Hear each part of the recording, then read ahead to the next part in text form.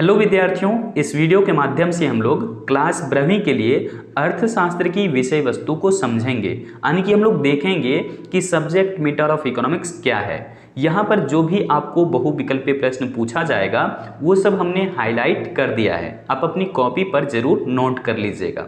ध्यान से देखिए, इकोनॉमिक्स हम लोग यहाँ पर दो भाग में पढ़ने वाले हैं, जैसा कि मैंने सिलेबस में भी आपको बताया था। तो अर्थशास्त्र का पहला भाग हम लोग देखेंगे व्यष्टि अर्थशास्त्र, और व्यष्टि का मतलब होता है छोटा, ठीक है, इस चीज को भी ध्यान रखिए। समष्टि अर्थशास्त्र जो है वो इकोनॉमिक्स का दूसरा भाग है, और ये दोनों ही भाग व्यष्टि और समष्टि हम लोग क्लास 12th में पढ़ने वाले हैं। ठीक है, यहाँ पर देखिए, व्यष्टि का मतलब हमने कहा छोटा और समष्टि का मतलब बड़ा। तो यही जो है अर्थशास्त्र की दो विषय वस्तु है, जिस पर हम लोगों को यहाँ पर हमने बता दिया था सिलेबस के अंदर कि व्यष्टि अर्थशास्त्र में आपको टोटल 4 चैप्टर पढ़ना है, और समष्टि अर्थशास्त्र के अंदर में टोटल आपको 5 चैप्टर पढ़ना है। अगर आपने सिलेबस नहीं देखा है तो जाकर के जरूर देख लीजिएगा। सिलेबस का लिंक हमने इस वीडियो के डिस्क्रिप्शन बॉक्स में दे दिया है। ठीक है, चलो अब यहाँ पर ध्यान दीजिए। कह रहे हैं कि व्यष्टि और जो समष्टि, ये जो दो शब्द है ना, इन दोनों शब्दों की रचना और इन दोनों शब्दों का प्रयोग सबसे पहली बार वर्ष 1933 ईस्वी में किया गया था। कब किया गया था? तो ध्यान रखिए, व्यष्टि और समष्टि इन दोनों शब्दों की रचना और इनका प्रयोग सबसे पहली बार वर्ष 1933 ईस्वी में किया गया था। लेकिन इन दोनों शब्दों की रचना और इनका प्रयोग किसने किया था सबसे पहली बार? तो उनका नाम है रैगनर फ्रीस। रैगनर फ्रीस, ध्यान रखिएगा, ओस्लो विश्वविद्यालय के प्रोफेसर हैं। कहाँ के प्रोफेसर? ओस्लो यूनिवर्सिटी नॉर्वे के प्रोफेसर हैं रैगनर फ्रीस, जिनको 1969 ईस्वी में नोबेल पुरस्कार से भी सम्मानित किया जा चुका है। ध्यान रखिएगा, ये दुनिया के पहले अर्थशास्त्री हैं जिनको अर्थशास्त्र के क्षेत्र में वर्ष 1969 में नोबेल पुरस्कार से सम्मानित किया गया है। लेकिन क्या किसी भारतीय अर्थशास्त्री को नोबेल पुरस्कार मिला है या नहीं? आइए इस पर भी हम बात कर देते हैं, ताकि आप लोगों का जो एक हमेशा से क्वेश्चन रहता है कि सिर्फ भारत के संदर्भ में तो आपने बताया ही नहीं, तो आइए समाधान कर देते हैं इसका भी।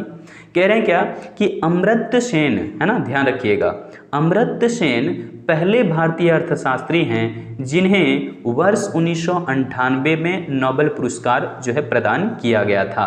कौन है? अमर्त्य सेन, जो 1998 में नोबेल पुरस्कार पाने वाले अर्थशास्त्री हैं। ये भारतीय अर्थशास्त्री हैं, ध्यान रखिएगा, और इन्होंने जो है वो कुछ योगदान दिया था भारत के लिए, वो है कल्याण के क्षेत्र में। ठीक है, मतलब कि वेलफेयर रिलेटेड इन्होंने थ्योरी दिया था। तो इस तरीके से अमर्त्य सेन को भी जो है नोबेल पुरस्कार से सम्मानित किया गया है। ये भारतीय अर्थशास्त्री हैं और वर्ष 1998 में इनको नोबेल पुरस्कार से सम्मानित किया गया था। नोबेल पुरस्कार जो है ना, ये नोबेल फाउंडेशन के द्वारा प्रत्येक वर्ष शांति के क्षेत्र में, साहित्य के क्षेत्र में, भौतिकी यानी कि फिजिक्स के क्षेत्र में, रसायन यानी कि केमिस्ट्री के क्षेत्र में, और चिकित्सा विज्ञान के क्षेत्र में जो है पुरस्कार पहले दिया जाता था। लेकिन साथ में ही जो है वो वर्ष 1968 में अर्थशास्त्र को भी शामिल कर लिया गया। कब शामिल किया गया था नोबेल पुरस्कार की लिस्ट में? तो वर्ष 1968 में इकोनॉमिक्स को जो वो नोबेल पुरस्कार की लिस्ट में शामिल किया गया था। और सबसे पहली बार वर्ष 1969 में जो है रैगनर फ्रीस को ये नोबेल पुरस्कार से सम्मानित किया गया अर्थशास्त्र के क्षेत्र में। और वर्ष 1998 में पाने वाले नोबेल पुरस्कार अर्थशास्त्री कौन है? तो अमर्त्य सेन है, और ये भारतीय अर्थशास्त्री हैं। क्लियर हो गया? अब हम लोग बात करते हैं अर्थशास्त्र की प्रकृति के ऊपर। यहाँ पर ध्यान दीजिए, क्या कह रहा है कि अर्थशास्त्र की प्रकृति यानी कि नेचर ऑफ इकोनॉमिक्स, यानी कि हम लोग जानेंगे कि अर्थशास्त्र के अंदर किस किस तरीके से जो है कंसेप्ट्स हैं। क्या वो आर्ट्स है या फिर साइंस है, यानी कि कला है या विज्ञान, इस पर हम लोग बात करेंगे। यहाँ पर देखिए, हमने पहले परिभाषा लिखा है, साधारण सा परिभाषा है।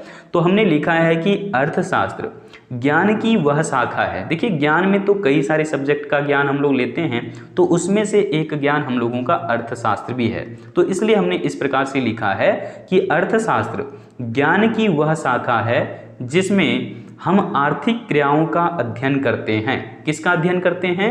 आर्थिक क्रियाओं का, यानी कि इकोनॉमिक एक्टिविटी का स्टडी किया जाता है इकोनॉमिक्स के अंदर। ठीक है, अब यहाँ पर कह रहे हैं क्या? अर्थात अर्थशास्त्र के अंतर्गत उत्पादन यानी कि प्रोडक्शन, वितरण यानी कि डिस्ट्रीब्यूशन, उपभोग यानी कि कंजम्पशन, विनिमय यानी कि एक्सचेंज जैसी कई आर्थिक क्रियाओं का अध्ययन अर्थशास्त्र में किया जाता है। ये तो आपको क्लियर पता चल गया कि उत्पादन, वितरण, उपभोग, विनिमय, ये सब क्या है? आर्थिक क्रिया है और इन सब का अध्ययन हम लोग अर्थशास्त्र में करते हैं। आगे क्या कह रहे हैं कि इस तरीके से उत्पादन या फिर उपभोग या फिर वितरण या फिर विनिमय या फिर निवेश या फिर इसी तरीके से अन्य कई तरह की आर्थिक जो समस्याएं हैं वो सब अर्थशास्त्र की विषय वस्तु कहलाएगा, यानी कि सब्जेक्ट मैटर ऑफ इकोनॉमिक्स कहलाएगा। क्लियर हो गया? अब ध्यान दीजिए आगे। यहाँ पर हमने दो अर्थशास्त्रियों का परिभाषा लिया है जिन्होंने ये बतलाने का कोशिश किया है कि अर्थशास्त्र कला है या विज्ञान या फिर दोनों है। तो इस तरीके से यहाँ पर हम लोग परिभाषा ले रहे हैं। पहला मार्शल का, है ना। मार्शल ने क्या कहा है ना, अर्थशास्त्र की प्रकृति के ऊपर में इन्होंने क्या कहा कि अर्थशास्त्र विज्ञान एवं कला दोनों है। मतलब कि अर्थशास्त्र जो है वो यहाँ पर ध्यान दीजिए विज्ञान भी है यानी कि साइंस भी है और आर्ट्स भी है यानी कि कला भी है। तो ये डेफिनेशन दिया था प्रोफेसर मार्शल ने, यानी कि प्रोफेसर मार्शल साइंस और आर्ट्स दोनों मानते हैं इकोनॉमिक्स को। जबकि अब देखेंगे सैमुअल्सन का डेफिनेशन, पूरा नाम इनका है पॉल एंटोनोमी सैमुअल्सन। तो सैमुअल्सन जो है एक अमेरिकी अर्थशास्त्री हैं। इनको भी नोबेल पुरस्कार से सम्मानित किया गया है वर्ष 1970 ईस्वी में। कब? 1970 ईस्वी में नोबेल पुरस्कार दिया गया है और ये पहले अमेरिकी इंसान हैं जिनको 1970 में नोबेल पुरस्कार से सम्मानित किया गया था। ध्यान रखिएगा। तो यहाँ पर इन्होंने क्या कहा अर्थशास्त्र की प्रकृति के लिए कि अर्थशास्त्र ना ही कला है और ना ही विज्ञान, यानी कि देखिए बात तो विरोधाभास हो गया। मार्शल कह रहे हैं कि अर्थशास्त्र विज्ञान भी है और कला भी है, जबकि सैमुअल्सन कह रहे हैं कि अर्थशास्त्र ना ही कला है और ना ही विज्ञान है। तो ध्यान कैसे रहेगा, है ना, कंफ्यूज हो जाओगे आगे चल करके। तो इसलिए यहाँ पर ध्यान दीजिए, सैमुअल्सन के नाम में लगा हुआ है क्या? न, और न का मतलब यहाँ पर इन्होंने नेगेटिव बात किया है। क्या कहा है? देखिए कह रहे हैं कि अर्थशास्त्र ना ही कला है और ना ही विज्ञान। तो इस प्रकार से आपको ध्यान में रहेगा कि नेगेटिव बात किया था सैमुअल्सन ने, ठीक है। और इनको 1970 में नोबेल पुरस्कार भी दिया गया था। इन्होंने कह दिया है कि अर्थशास्त्र ना ही कला है और ना ही विज्ञान है। क्लियर हो गया? तो ये सब सारी चीजें हम लोग समझ चुके हैं कि अर्थशास्त्र की विषय सामग्री क्या है, अर्थशास्त्र की प्रकृति क्या है। अगली वीडियो में हम आपको बताएंगे कि किस तरीके से यहाँ से जो है आपको बहुविकल्पीय प्रश्न पूछा जाता है ना। और उसका लिंक भी हम आपको इसी वीडियो के डिस्क्रिप्शन बॉक्स में भी दे देंगे, ताकि जो स्टूडेंट अभी इस वीडियो लेक्चर को देख रहे हैं वो तुरंत जाकर के उस वीडियो लेक्चर को भी कवर कर सके। ठीक है, आज रखते हैं इस वीडियो में इतना ही। फिर से मिलते हैं हम किसी अगली वीडियो अपडेट के साथ। जय हिंद।